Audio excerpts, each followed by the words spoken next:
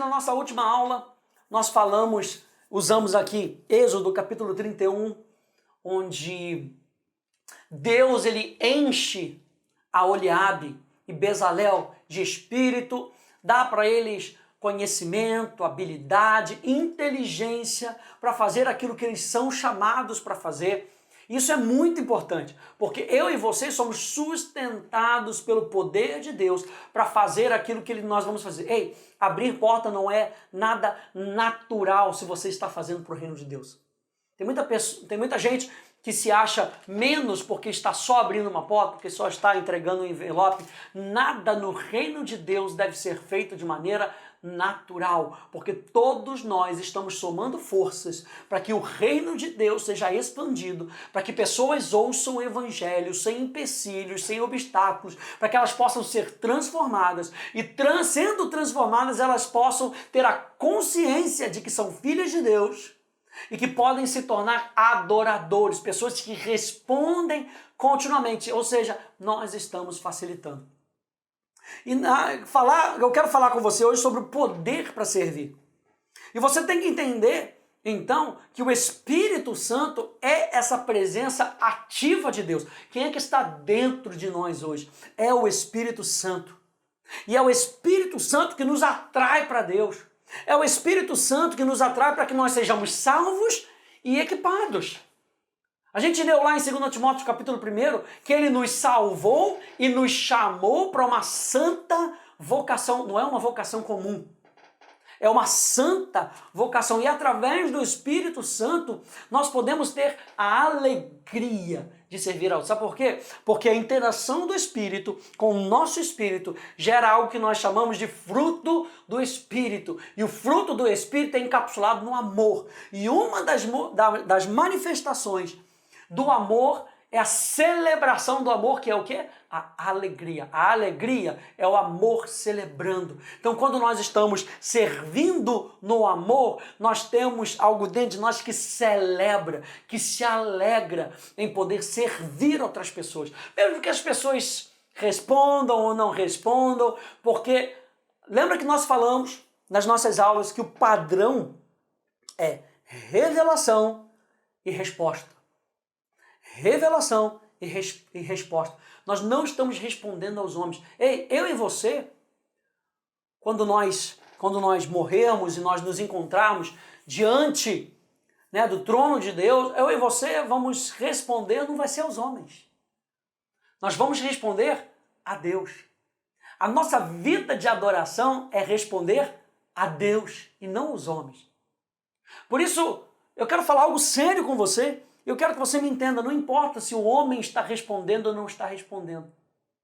Importa é nós ouvirmos a voz de Deus, dizendo para nós, servo bom e fiel, entra no gozo do teu Senhor. Porque quando a gente ouve essa voz, isso nos motiva a servir mais a Ele. Porque nós estamos servindo a Deus, servindo aos nossos irmãos. Então há uma alegria no nosso coração. Essa expressão de alegria prática é o que a palavra latreio quer dizer. Não é somente um serviço religioso, é a alegria de estar servindo a Deus. Ao refletirmos a obra de Deus em nós, a obra que o Espírito está fazendo de transformação no nosso coração. Porque quando Ele nos salva, você sabe, Ele nos salva de nós mesmos. Ele não só nos tira do inferno, Ele nos salva de nós mesmos, do egocentrismo. Você entende que quanto mais a gente vai transformando a nossa mentalidade, mais nós vamos entendendo que nós não vivemos mais para nós mesmos. Nós não vivemos mais para a carne. O que é a carne? A carne é a própria manifestação do ego, da natureza pecadora, da natureza pecaminosa. Nós já fomos salvos dessa natureza, mas ainda fica muitas vezes em nós, na nossa mentalidade, algo que tenta nos ligar à nossa velha natureza. E por isso Romanos capítulo 12 vai dizer para a gente que nós precisamos renovar constantemente a nossa mentalidade. Ei, rogo-vos, pois, irmãos, pelas misericórdias de Deus, que apresenteis os vossos corpos como sacrifício vivo, santo e agradável. Para quem? Para Deus. Constantemente com a imagem dele. Você está entendendo? Constantemente com a imagem dele. Nós não vamos servir olhando para as pessoas, a resposta das pessoas. Eu quero convidar você a entender que o seu serviço como adoração é continuamente olhar para Deus, é apresentar o seu serviço para Deus, apresentar esse sacrifício vivo, santo e agradável a Deus. Esse é o nosso culto racional, esse é o nosso serviço espiritual, é assim que nós adoramos a Deus. E é dessa maneira que nós vamos refletir a obra do Espírito Santo em nós. Ao refletirmos essa obra do Espírito Santo, a nossa adoração deveria aumentar e transbordar em um tipo de serviço que só pode ser feito com esse tipo de alegria.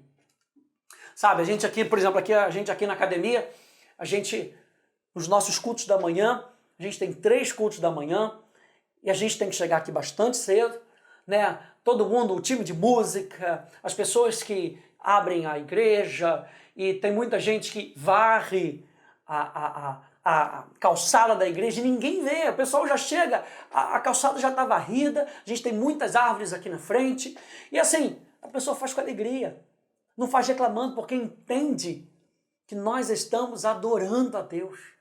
Uau! Ele deu para mim, para você, letra B, ele deu para mim, para você, dons para a gente servir. Ele não só nos chamou para servir, mas ele nos deu dons, para que a gente possa servir a outros, nos capacitando. Esses dons nos capacitam a reconhecer e desenvolver esses dons. O Espírito Santo nos ajuda. Olha, eu estou entendendo que eu gosto de fazer isso, eu gosto de fazer aquilo, eu sou chamado para fazer aquilo, eu não somente vou reconhecer isso, mas o Espírito Santo também me chama a desenvolver esses dons. 1 Coríntios 12, verso 7, verso 11 diz: a manifestação do Espírito é concedida a cada um visando um fim proveitoso. É concedida para quem? A cada um. Ou seja, cada um de nós tem um dom específico cujo objetivo é um fim proveitoso, é algo útil. Aí verso 11 ele diz: mas um só e o mesmo Espírito realiza todas essas coisas, distribuindo-as como lhe apraz a cada um individualmente. O que ele quer dizer? Que às vezes o mesmo dom que você tem não é o mesmo dom que eu tenho. Mas quando nós lemos 1 Coríntios capítulo 12 e você vê que é a operação dos dons no corpo, você entende que o seu dom complementa o meu, que o meu dom complementa o seu. E nós complementamos o dom de uma outra pessoa, e tudo isso capacitado pelo Espírito Santo. 1 Pedro capítulo 4, verso 10 diz: servir uns aos outros, cada um conforme o dom que recebeu, como bons dispenseiros da multiforme graça de Deus. O apóstolo Pedro está ratificando o que o apóstolo Paulo estava falando. Está falando da multiforme graça de Deus.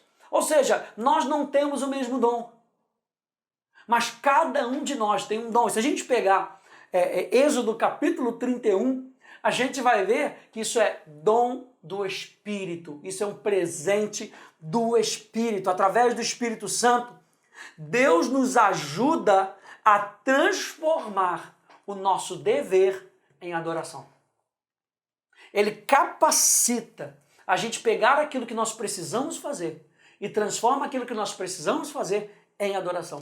E eu acho muito interessante, aqui em 1 Timóteo capítulo 4, verso 14, está aí na sua apostila, na Bíblia Amplificada Clássica, Paulo falando com Timóteo, ele fala o seguinte: não negligencie o dom que está em você.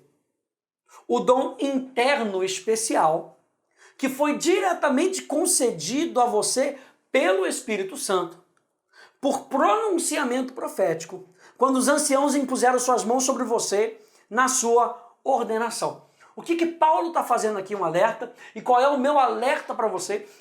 Quando a gente está terminando esse nosso tópico falando sobre serviço, é um alerta que tem que ficar no seu coração e no meu coração. Porque esse alerta de Paulo não está querendo dizer aqui que Timóteo não estava fazendo nada. Não é como se ele estivesse falando: bem, Timóteo, vamos lá, acorda, você não está fazendo nada, meu irmão, vamos fazer alguma coisa. Às vezes os pastores têm que chegar e têm que, de púlpito, e falar, gente, nós estamos precisando de ajudadores na Cada Kids, porque não temos ajudadores suficientes. Jesus já disse que isso ia acontecer. O trabalho é grande, os ceifeiros são poucos, isso Jesus já falou que ia acontecer. Mas o que Paulo está falando aqui com Timóteo, e quando ele fala essa palavra desprezar aqui no grego, ele está falando como se fosse uma proibição. Paulo estava proibindo Timóteo de fazer alguma coisa. É como se Paulo estivesse falando para Timóteo, Timóteo, para de desprezar o dom.